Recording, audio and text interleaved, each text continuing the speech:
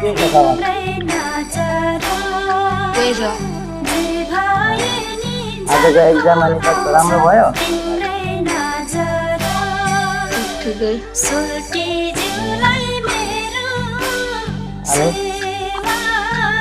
दा तिमीसँग के छ? छोरा दुईजना अनि सँगै बसेको आएको छ। ठिकै